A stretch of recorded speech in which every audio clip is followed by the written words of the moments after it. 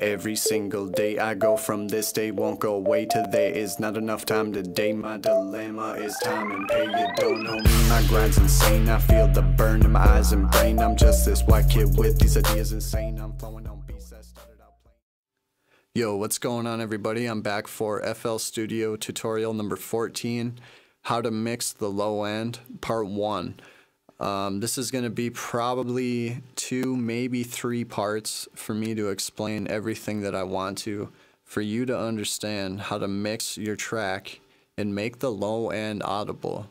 You want to make your low subwoofer frequencies and low end information sound good, stand out, and mixed apart. You don't want too much overlap from 0 hertz up to about 220 to maybe 320, somewhere in there, 320 hertz. Everything from there down, if you screw that up, it's going to screw up your bass and you're not going to hear it. If you take it out to your car and it's mixed poorly, if you have a subwoofer, you'll still hear the subwoofer bass, but it's all going to kind of mush together. It's just not going to sound very clear, and it kind of ruins everything. You want your mixes to sound good in headphones, like good big ones like Dre Beats, and small earbud ones that like come with an iPad or an iPod or whatever the hell it is. If you've got monitoring headphones like I use, you want it all to sound good everywhere. Even on a cell phone and a shitty little speaker like that, you can make bass sound somewhat audible, like a little click or pop or something like that for it to stand out. And all that stuff's really important. So part 1 is going to talk about Fruity Parametric EQ2, how I use it, how you can use it in a general sense as a guide. Like, I hate saying there's one way to do anything, but this is a good way to start for sure. And what I'm going to explain is that every note, for example, C0, C1, C2, C3, C4, 5, 6, 7, 8, 9, all of those are C notes, but each of them is at a different octave and they all have a different frequency. Now also, to go with that, this is a C5. You'll see C5 is like right here, but notice there's other notes up here playing as well at the same time, but they're not as heavy. Those are harmonics. So there's probably, you know, I think the notes that are ringing out on a C chord is C, G, E. So when I'm playing this, you're hearing C, E, G, and probably another C octave up. You can see what the different frequencies are. C1 all the way up to about C5, just below it, is considered low, mid, and bass. They've got low bass for the subwoofer, bass, which is like subwoofer halfway in your speakers kind of stuff, and low mid, which is all in the speakers but not really in the sub. Mid, upper mid, presence, and treble is where everything else is. You want to mix your mid, low mids from your bass, low bass. In part 2, I'm going to show you how to do that. Alright guys, I'm back for part 2, a little bit less boring and a little less rambling, but definitely this is all important. So I'm going to start by showing you Fruity Parametric EQ2 and how to use it, how I use it, my opinion on the plugin, and what I think you should do. If you're here, you're looking for advice, you know, maybe you're better at this than I am already, and that's fine. You can probably learn something from this still, but if you're struggling with this, take my advice and try what I say and see how it goes for you. First of all, this plugin shows you the different frequency ranges like I was saying. And notice C1, C2, 3, 4, 5, 6, 7, 8, 9. Well, like I was explaining, that's all the same note at a different octave, lower to higher, and each time it's a different frequency. And it's important, in my opinion, as a starting point, especially if you're mixing in headphones or not a very good room, to be aware of what the frequencies are of each of those notes at those octaves. It will totally help you out. And the reason why it's important, someone wanted to know my chain. Well, this is just a bass sign, nothing fancy at all. Okay, and you can hear the low notes just rumbling.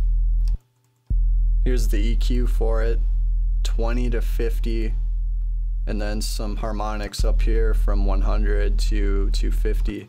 This is where all your iPod listeners are hearing, right in this range, with a little hint of this down here, but not much, especially not below 50. Guys out in the car with subwoofers, you're hearing all this, not so much at 20, but you start hearing it in the sub for sure, 30 all the way up to, you know, 80. 80 is like a punch in the chest. 30 to 60 is like super low in the sub range, like rattling your trunk, you know, that frequency. So for example with this, this is E4, okay? So it looks like it's somewhere in between here. I want to say 40 hertz maybe, with some harmonics up in the 100s. I'll include a bookmark to this link, but this is a chart with all the notes and their frequencies, and I know that E4 is actually, looks like 329, so I want to go back lower. E2 is 80, I want to go back even lower than that. E0 is 20, 41 is E1. This is probably the best range where the subwoofer is going to hit, so like 41's right in here, it's at the heart of this note here, so if that makes sense, you now get it. If I go up to E5, I'm way up here. And actually, what the hell is this? Like E4, I guess, and it's up in the 100 range, so here's two harmonics of each other. E2 or whatever that was, E1. You can see a harmonic for it up here. These are both E notes. Now, I'll move on to why this is important in the next part, part 3, and I'll just kind of wrap it up. I'm going to kind of show you how to take these notes of these frequencies and use it to make EQ decisions on other instruments that are blocking the low end out from you hearing it. So part 3 coming up here. Alright guys, here's part 3 of the tutorial, mix in low end. First thing I'm going to do is play the beat for you and then explain to you all of the things that I was telling you about notes and frequencies and why it's important. Skip right to it here.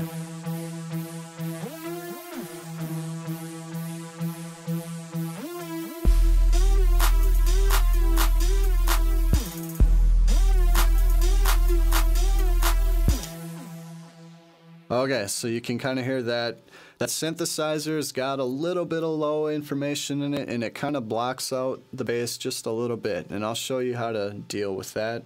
This is just one technique. If, you know, people already know how to do this, then move on to the next video, but this is definitely a good technique. So starting off here, we have E4.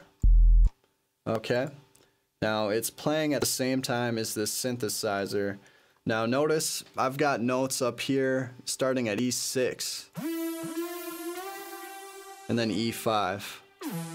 I don't have anything overlapping with E4, because if you do, it's going to share a lot of the same frequencies, and you're going to end up having to cut a lot of it out anyways if you want to hear the bass. So don't use it. Try to use these notes higher up, a higher up octave, because they're going to have less low-end information in them. You know what I mean? Like, it's not going to interfere with the bass. So that's the first step before I even EQ anything. All right? So now to deal with the rest of it, where it does overlap, let's go back to our note chart frequency. And I know 41, where my sub bass is. Let's go to E2, about 82. And then we'll just mix out those frequencies. I got them written down on a sheet of paper here too.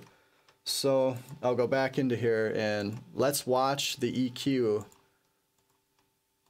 on this synthesizer. And let's also watch the EQ on this bass and see if anything overlaps with each other down here in the low range, and then also here in the low mid range, like from 200 hertz to 500.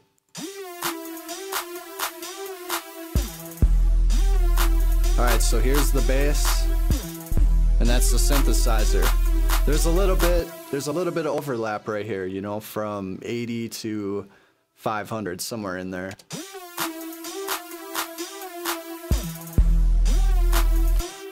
And by mixing out those frequencies, you're going to help yourself, you know, make the bass more audible. So I'm going to use the note frequencies, and I'm going to start cutting frequencies out, and then I'll do a couple other things as well and wrap this tutorial up. It's going to end up being another part here, so here we go. Alright guys, I'm back for the last part here. I'm going to get right into the EQ. So again, we're dealing with 41, 83, 165, I guess like 82 hertz, but those are the E notes. So I'm going to cut some of those low frequencies out. I could low pass filter it or high pass filter it like people say, you know, way up here. But in this case, since I went with higher octave notes in this synthesizer, I don't have to cut out as much low end. I can leave some of it in there. If I cut too much out, it'll sound thin. So here we go. I'm going to cut out 41 for sure.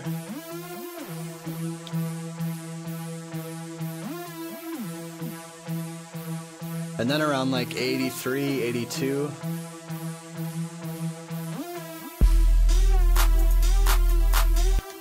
And I'm going to shrink up this bandwidth a lot.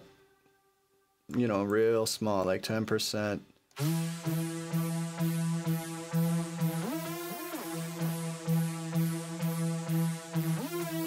And I try not to cut too much. Sometimes you can cut as much as you need. I mean, whatever sounds best, do it. But just to start, I did minus 3 decibels.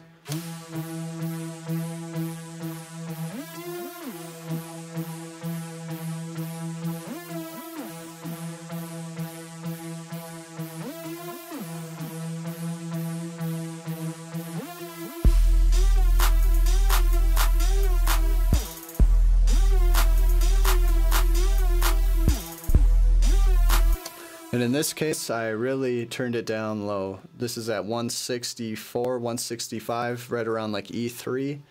And that's really allowing some of the higher bass in my kick drum or bass to really come through on the synthesizer.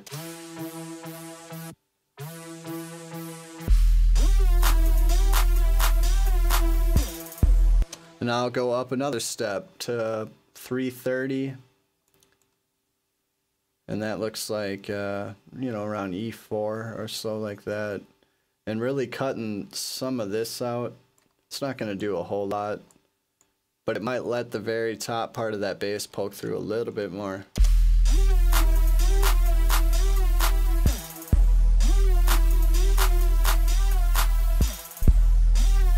can kind of hear it. You can hear the click a little better.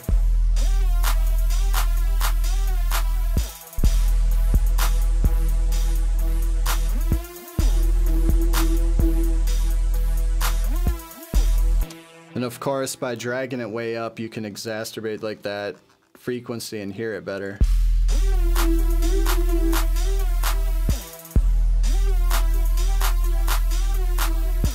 And that in itself is pretty good right there. I mean, you can hear everything real good. But let's take it one step further, and again, I'm going to go back to the sidechain compression technique. I'm telling you, with this, it'll really stand out. I'm going to go to this kick that I've got going here, and I'm going to sidechain to the synthesizer. Right click, sidechain to this track. Now I've got this EQ that I was just messing with, so down here I'm going to load up the limiter.